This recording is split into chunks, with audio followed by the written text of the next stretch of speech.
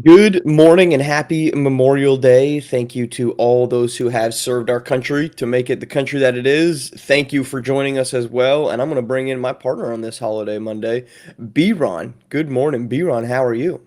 Hey, Marsh. Good morning, man. It's good to be here with you on this Memorial Day edition of SimWorld today. We still had some stuff happen in the world of sports, so I'm excited to talk to you about it.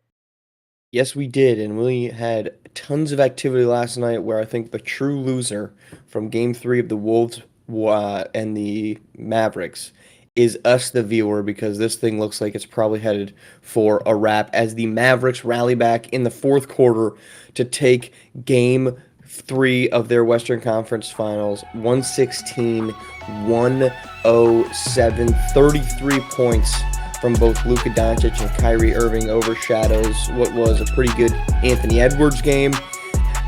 But regardless, Dallas on top now, 3-0. No team has ever rallied back from down 3-0. Seems like this thing's a wrap. Yeah, it really does, and that is a shame, given all these games have been decided by. The game prior to this, were 108, 105, 109, 108. They were really close competitive games. This one, the Mavs just pulled away in the last quarter. I think they scored like, what was it, 30 some points in the final quarter, something crazy like that. So they were on a big run in the fourth quarter to end up really winning the game. But like you said, big nights from Kyrie Irving and Luka Doncic. It is so tough to stop these Dallas Mavericks when both of them are playing like they did last night. I I don't know what the answer is, but even the combined efforts of Anthony Edwards, Mike Conley, McDaniels, and Carl Anthony Towns are not enough to do it. But man, it's so tough. I can tell you what the answer is, B-Ron. The answer is Yeah, pretty simple. Here's the answer. Rudy Gobert is just getting cooked on right now, okay? Rudy Gobert did not play the first 9 minutes of the fourth quarter. When he checked back in, this was like a 1 point game to Dallas. They obviously end up losing by 9, so he's -8 in those final couple minutes. When he was not in the game, the defense for the Wolves was so much better on both Luka Doncic and Kyrie Irving because they couldn't just instantly put one guy in the pick and roll. The moment he checked in, the very first offensive possession, what did they go to? Luka Doncic, Daniel Gafford pick and roll. Engage Rudy Gobert because he cannot, as we saw on Friday night, he cannot stay in front of Luka Doncic. And so what they try to do is they try to blitz that. They try to keep him in front and some drop coverage. And then in the final exclamation point of the night, last night, they throw a lob up over the top and Daniel Gafford slams it down on Rudy's face. Rudy Gobert is not. And we talked about this earlier in the postseason where yeah, we we did. talked about hey, maybe he's actually figured out is there a way that he can be on the floor? Right, I remember I'm that. not saying he's a 0 minutes guy, but my God, last night was painful to watch because it's just pick and roll, put Nickeil Alexander-Walker, Jaden McDaniels on the back hip of Luka Doncic or Kyrie Irving. They're going to casually meander their way into the paint, and they're going to put up a lob because Rudy Gobert comes over. They're going to put up a floater, or they're going to draw the foul. It was guaranteed money every single time that Rudy Gobert was engaged in the action last night. Yeah, and that's something that in the playoffs here, you definitely can't have a liability on defense. You can't have it, and like you said, Rudy Gobert is that liability. And the Mavs are doing what they're supposed to do, take advantage of a matchup problem. That's what separates the good teams from that's what everyone's in the playoffs too. I feel like let's put those And matchups. on top of that, yeah, the Wolves just don't have a second creator. They desperately need one. It's why I think having outside of Nikola Jokic and Joel Embiid, like your center should not be super overpaid right now if all he's going to be doing is center things because the production that you're going to get from Rudy Gobert to Daniel Gafford, I honestly don't think is that big of a difference. Gafford last night was 29 minutes, 5 points, 3 boards, 3 blocks. Mm-hmm. Gobert 9 points, 6 boards, no blocks in 29 minutes.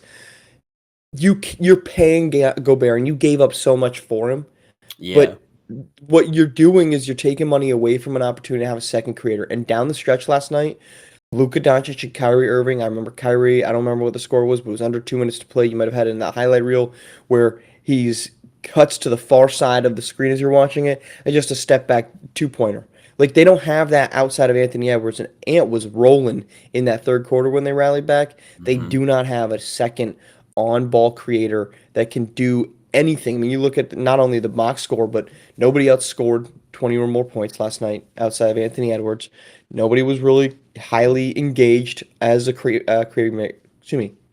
Nobody else had more than 4 assists outside Mike Conley. That's just not going to be doable for a championship. If the Wolves are serious about winning a title, they need to find a second on-ball creator. Look, that's a lot on them. And there was another game that happened on Saturday night in which the Celtics took down the Pacers 114-111. Massive comeback game. Even though this game was a big lead at this up by 12 for the Pacers at the half, it just never really felt like the Pacers were actually going to walk out of Indiana with a win last night or on Saturday night, and they didn't. The Pacers blow that lead. They give up, or they're minus 12 in that fourth quarter, and the Boston Celtics themselves are up 3-0. Yeah, and you gotta give it up to Jason Tatum. Played really well in that one. But 36 points in the win. 5 of 10 from deep. They also had Al Horford, who's still sticking around in the league and still doing. And he played really well in that game on Saturday as well. 22 points for him. Jaylen Brown also 24 points. They This team looks like they look like the best team in the East, and I really thought that the Pacers were going to give them a hard time. I said that. But I also don't think that the injury to Halliburton has helped them at all. No, of course not. In game 2 when he went down, so that didn't help things at all. And it seems like this is another one where this series could have been something, but it's not. Yeah, it's disappointing, and if you're the Pacers, you look at this series, and now it's really difficult to play revisionist with this because one game, a different result impacts the next game. But the Pacers have to feel like they've let 2 games slip in this series. Obviously, Yeah. game 1 and now game 3. At the very least, it should be a 2-1 series in the Celtics way. But you also, on Saturday, blew a huge Aaron Nemhard game. You blew a 29-minute, 23-point TJ McConnell game. He's been phenomenal. He might be the best backup point guard in the league right now, the way he's playing. You blew a nice Miles Turner game. That being said, you had 4 guys scoring double figures, and all of them were 20-plus points. It's not as if you got a really great overall production out of the squad. But this is tough. Yeah, you mentioned Halliburton. Obviously, that's impeding whatever this team can be. It's difficult for the Pacers now because they're obviously down 0-3. They're probably not coming back, and Halliburton, it would seem, is probably not going to play tonight in Game 4. But you have to feel somewhat confident about the fact that you got here. You like that this Yeah. roster with Siakam and Halliburton can get you to this point. But again, the Celtics have more creators. I mean, Jaylen Brown can go off the dribble. Jason Tatum can go off the dribble. Al Mhm. Horford can get 7 threes still at age 39. Derek White Yeah. and Drew Holiday can still do things. Yeah, to say And Drew Boston is the Holiday, best man, team in the how East, about no him? shock. The steal at the end of the game I mean, that's to what he really does. kind of He's put the that one best away. Yeah. That's defensive guard in the. I mean, truthfully, as much as we might be hoping for a longer series between the Pacers, Pacers maybe getting 1 or 2, the Wolves getting 1 or 2, um, Celtics Mavs, which I'm gonna save our time on previewing before that actually happens, but it seems 95% likely it will. Uh, Yeah. is going to be a great matchup on both ends of the floor. So if we are, as viewers, getting robbed of competitive series here, hopefully we're setting ourselves up for what should be a dandy of Yeah, a hopefully. SWBA finals. All right, so Pacers again. They'll play tonight. That's Game 4. We'll talk about that one tomorrow. See if that thing has any type of changes to it. But let's head on over to the SimWorld Prep landscape, where Jafet Towns named SimWorld Prep Player of the Week as the continued race between Towns and Flag is racing, heating up for Player of the Year B-Run. It's going to be down to the wire right now. Yeah, I think it is. And I've written an article a week or so about it ago, and I think that this one you can really go either way. with it. Talking about when you look at the different teams and what play of the year means and all that stuff. Mark, I don't want to get too deep into that discussion here, but it definitely is a much closer race than I think a lot of people might think it is. I think people think it's pretty close. I don't think it's that. I don't think there's a big delta between these two guys. I'll tell you right now. I don't know who I would pick for player of the year right now. I Yeah, have I'm most still trying to certainly not decide. I made my can't. decision. Um, yeah, I mean, there's no doubt these are the two best players in the league. I think they've both been outstanding, and they've both been dealt very different hands in terms of the Hmm. rest of their roster creation. Obviously, coaching instability for the reigning Trays that does not obviously exist for the originators. But this should be a close race because these two guys are that differential from the rest of the league right now. They're that Yeah. impactful. I think there's some good guys down the ballot, but Towns is leading the league in scoring. Flag is helping a team that's trying to win the most games, right? And Flag has been as great as Towns has been. It seems sometimes Flag is almost more nuclear, and he can impact the game in a couple different ways compared to Towns, which he's being asked to do a heck of a lot more offensively than Cooper Flag is because of the pieces that are surrounding Cooper Flag with the originators. Yeah, and this is very similar to the talk we had last in between Barney James and Leftharius Outlaw. Leftharius Outlaw was in Jafet Town spot last season in terms of having to kind of do everything for the best coast ballers last season for them. And you mentioned Jafet leading in points. It's funny because looking at the number, it's 0.1 of a difference between them. Yeah, 27.8, 27.1 is insane to be that competitive.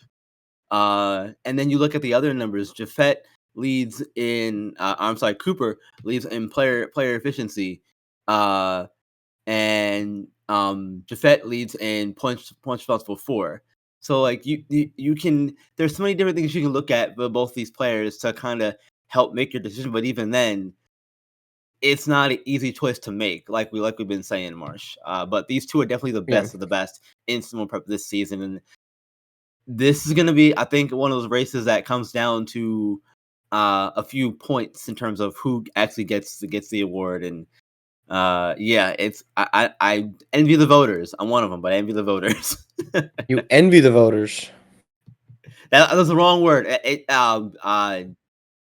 Yeah, I don't envy. It's gonna be You a don't hard envy choice the for me. voters. Thank you. Okay. Yes. Yeah. Okay.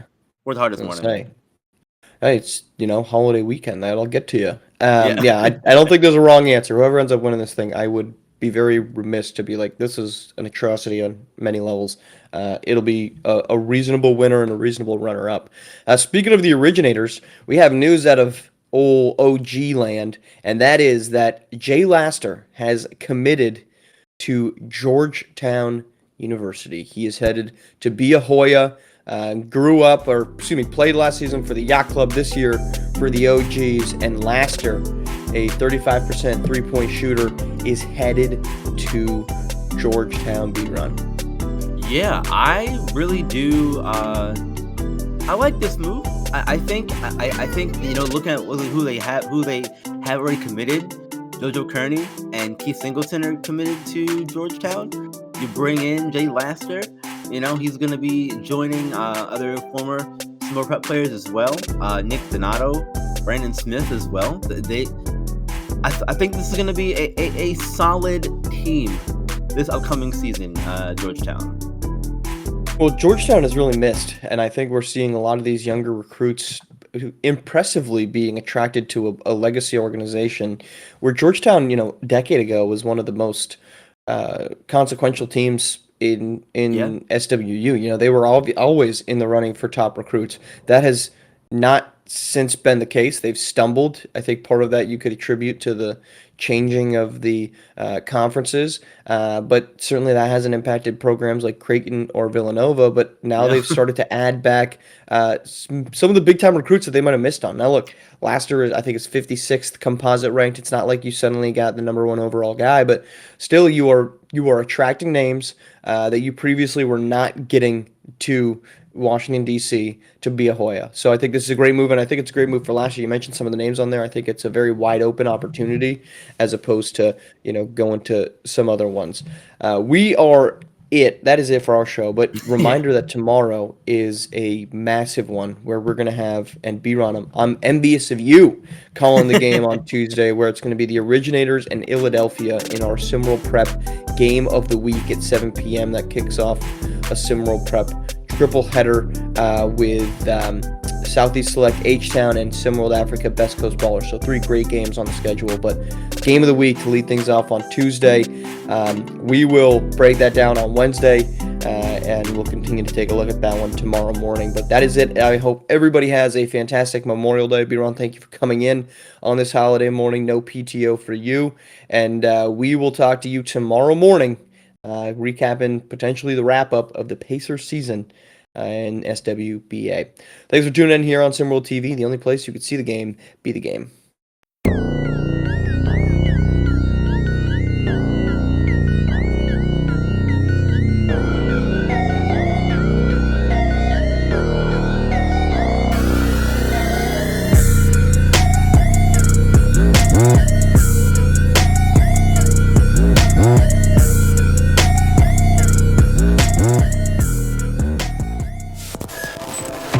This has been a presentation of SimWorld.